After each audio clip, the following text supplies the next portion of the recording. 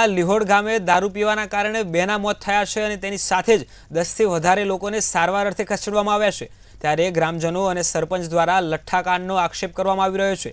તેની સાથે જ વિપક્ષ દ્વારા સરકાર પર પણ અનેક પ્રહારો કરવામાં આવી રહ્યા છે કે વારંવાર આવા લઠ્ઠાકાંડ કેમ થઈ રહ્યા છે, ક્યારેક સિરપ તો ક્યારેક દારૂ।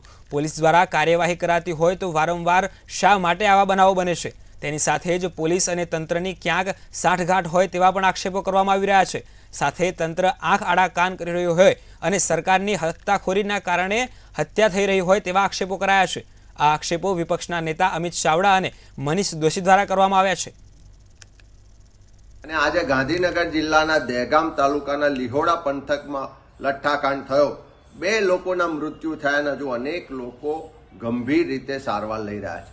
આ એક પછી એક બનાવો જે બહાર આવી રહ્યા છે એનાથી એટલું સ્પષ્ટ છે કે ગુજરાતમાં દારૂબંધી છે, કાયદો છે, પણ આ ભારતીય જનતા પાર્ટીની સરકારમાં નીચેથી ઉપર સુધી જે હપ્તા પહોંચે છે એના કારણે ખુલ્લેઆમ દારૂ વેચાય, ખુલ્લેઆમ ડ્રગ્સ વેચાય અને આખું ગુજરાત જાણે પંજાબની જેમ ઉડતા ગુજરાત બનવા તરફ આગળ વધી રહ્યું હોય અને એનો શ્રેય લેતી હોય આ સરકાર, એવી સ્થિતિનું નિર્માણ થયું છે। ગુજરાતના પાટનગર ગાંધીનગરથી પેરીફરીની આવેલા દહેગામની નજીકના ગામમાં ઝેરી દારૂ પીવાથી 2 લોકો તો મોતને પહોંચી ગયા છે અને બીજા કેટલા લોકોના મોત થશે નક્કી નથી।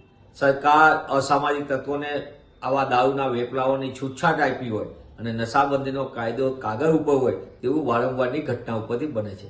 બોટાદમાં બનાવેલો જે તે સમયનો લઠ્ઠાકાંડ, સરકાર એને કેમિકલ કાંડમાં ગયો, એમાં 75 કરતાં વધુ લોકોના મોત।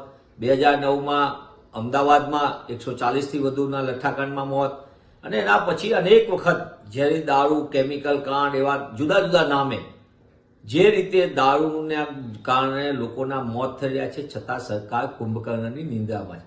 સરકારની ઈચ્છાશક્તિના અભાવના કારણે ગુજરાતમાં દારૂનો વેપલો બે રોકટોક ચાલે છે।